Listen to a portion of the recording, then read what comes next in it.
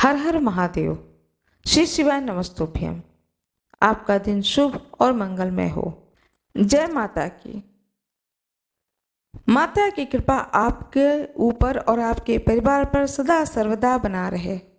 आज मैं आप लोगों को कथा सुनाने जा रही हूँ। श्रावण मास महात्म्य 9वां अध्याय। 9वें अध्याय में शुक्रवार जीवंतिका व्रत की कथा कही गई है। ईश्वर बोले, हे सनत कुमार, इसके बाद अब मैं शुक्रवार व्रत का आख्यान कहूंगा, जिसे सुनकर मनुष्य संपूर्ण आपदा से मुक्त हो जाता है। लोग इससे से संबंधित एक प्राचीन इतिहास का वर्णन करते हैं। पांडव वंश में उत्पन्न एक सुशील नाम का राजा था। अत्यधिक प्रयत्न करने पर भी उसे पुत्र प्राप्ति नहीं हो सकी। उसकी सर्वगुण संपन्न सुकेशी नामक भार्या थी। जब उसे संतान नहीं हुई तब वह बड़ी चिंता में पड़ गई। तब स्त्री स्वभाव के कारण अति साहस युक्त मन वाली उसने मासिक धर्म के प्रत्येक महीने में वस्त्र के टुकड़ों को अपने उदर पर बांधकर उदर को बड़ा बना लिया और अपने प्रसूति का अनुकरण करने वाली किसी अन्य गर्भिणी स्त्री को ढूंढने लगी।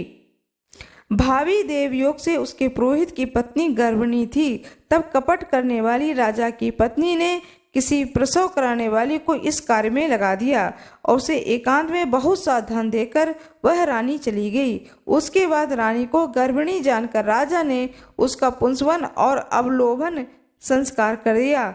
8वां महीना होने पर सीमांतोपयन संस्कार के समय राजा अत्यंत हर्षित हुए। इसके बाद उस पुरोहित पत्नी का प्रसव का सुनकर वह रानी उसी के समान सभी प्रसव संबंधी चेष्टाएं करने लगी। पुरोहित की पत्नी चूंकि पहली बार गर्भवती हुई थी, अतः प्रसूति कार्य के प्रति वह अनभिज्ञ थी। वह केवल प्रसव कराने वाली दाई के ही कहने पर स्थित थी। तब उस दाई ने पुरोहित की पत्नी के साथ छल करते हुए उसके नेत्रों पर पट्टी बांधी और प्रसव के समय पैदा हुए पुत्र को किसी के हाथ से रानी के पास पहुंचा दिया। इस बात को कोई भी नहीं जान सका। उसके बाद रानी ने उस पुत्र को लेकर यह घोषित कर दिया कि मुझे पुत्र रत्न की प्राप्ति हुई है। इन सब के बाद दाई ने पुरोहित की पत्नी की आंखों की पट्टी खोल दी। दाई अपने साथ मांस का एक पिंड लाई थी। उसने वह उसे दिखा दिया। फिर उसके सामने आश्चर्य तथा दुख प्रकट करने लगी। यह कैसा अनिष्ट हो गया है। कहने लगी कि अपने पुरोहित पति से इसकी शांति जरूर करा लेना।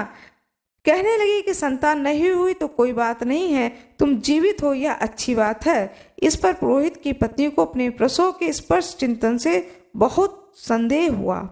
ईश्वर बोले, राजा ने पुत्र जन्म का समाचार सुन जात कर्म संस्कार कराया। ब्राह्मणों को हाथी तथा घोड़े रथ आदि प्रदान किए।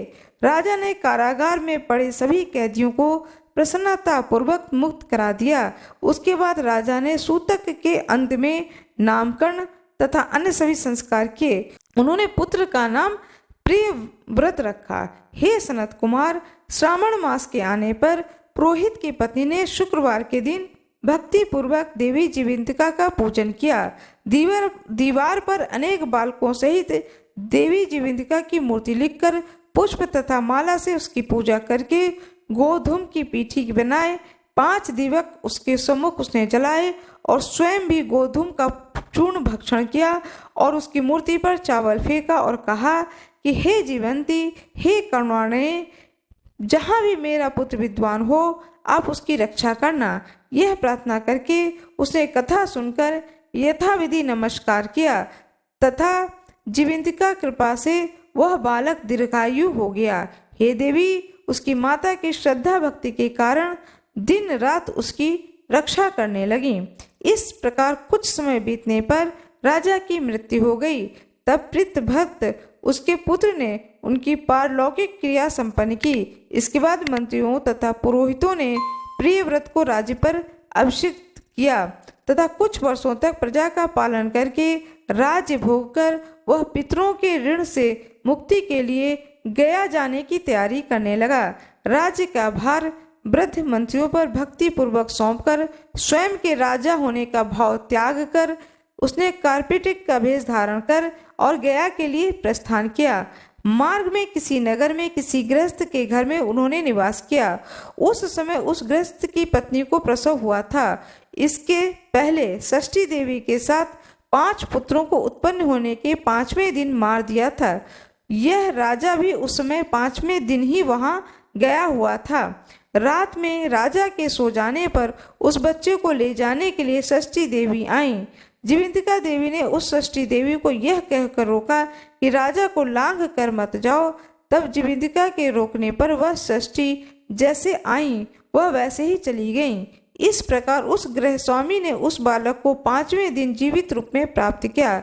ये लोग इतने प्रभाव वाले हैं, यह देखकर उस गृहस्थ ने राजा से प्रार्थना की कि हे राजन, आपका निवास आज के दिन मेरे घर में ही हो। हे प्रभु, आपकी कृपा से मेरा यह 6ठा पुत्र जीवित रह गया। उसके इस प्रकार प्रार्थना करने पर करुणानिधि राजा ने कहा कि मुझे तो गया जाना है। तब राजा गया के लिए प्रस्थान कर गए। वहां पिंडदान करते समय विष्णुपद वेदी पर कुछ अद्भुत घटना हुई। उस पिंड को ग्रहण करने के लिए 2 हाथ निकल कर आए। तब महान विस्मय युक्त राजा संशय में पड़ गए और पुनः पिंडदान कराने वाले ब्राह्मण के कहने पर उन्होंने विष्णु पद पर पिंड रख दिया। इसके बाद उन्होंने किसी ज्ञानी तथा सत्यवादी ब्राह्मण से इस विषय में पूछा। तब ब्राह्मण ने उनसे कहा कि ये दोनों हाथ आपके पितर के थे। इसमें संदेह हो तो जाकर अपनी माता से पूछ लीजिए, वह बता देंगी। तब राजा चिंतित तथा दुखी हुए और मन में अनेक बात सोचने विचारने लगे। वे यात्रा करके पुनः वहां गए जहां बालक जीवित हुआ था। उस समय भी उस स्त्री को पुत्र उत्पन्न हुआ था और उसका 5वां दिन था। जो वह दूसरा पुत्र हुआ था उसे लेने रात में फिर वही षष्ठी देवी आई। तब जीवंतिका के दोबारा रोकने पर षष्ठी देवी ने उनसे कहा कि उनका ऐसा क्या कृत्य है अथवा क्या इसकी माता तुम्हारा व्रत करती हैं जो तुम दिन रात इसकी रक्षा करती हो। तब षष्ठी का यह वचन सुनकर जीवंतिका ने धीरे से मुस्कुराकर इसका कारण बताया। उस समय राजा शयन का बहाना बनाकर वास्तविकता जानने के लिए जाग रहे थे। अतः उन्होंने जीवंती और षष्ठी दोनों की बात सुन ली। जीवंती ने कहा कि हे षष्ठी, श्रावण मास को शुक्रवार को इसकी माता मेरे पूजन में रत रहती हैं और व्रत के संपूर्ण नियम का पालन करती हैं। वह सब मैं आपको बताती हूँ। वह हरे रंग का वस्त्र तथा कंचुकी नहीं पहनती, हाथ में उस रंग की चूड़ी भी नहीं धारण करती। वह चावल के धोने के जल को कभी नहीं लांघती, हरे पत्ते के मंडप को नहीं सींचती, हरे वर्ण का होने के कारण करेले का शाक भी नहीं खाती।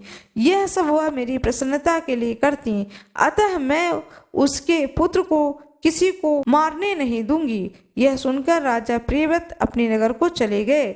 उनके देश के सभी नागरिक स्वागत के लिए आए।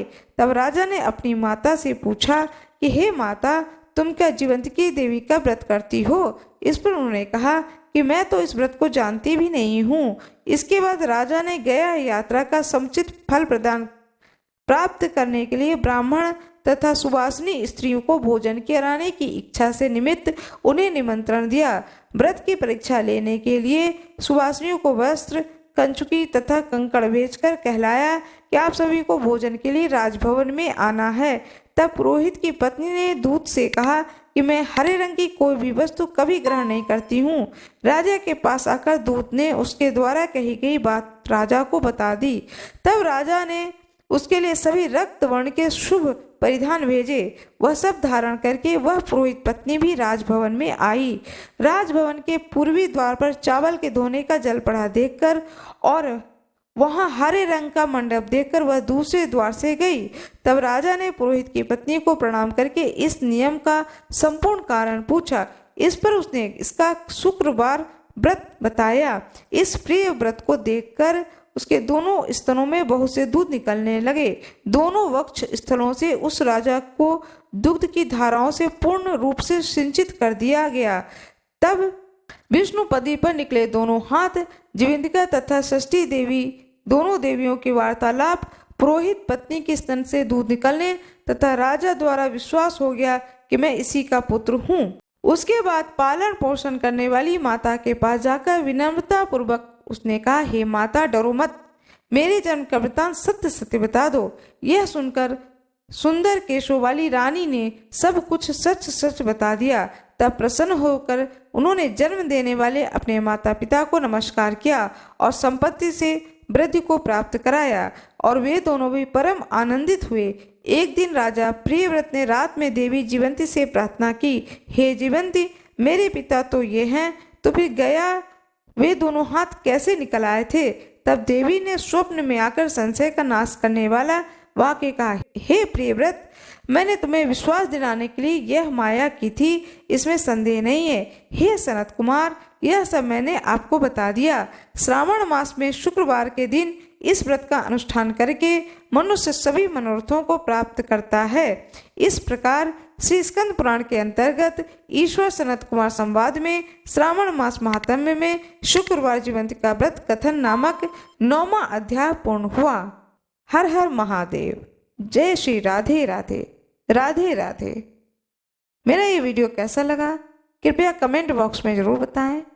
वीडियो को लाइक करना ना भूलें, चैनल को सब्सक्राइब कर दें, बेल आइकन जरूर दबा दें। धन्यवाद।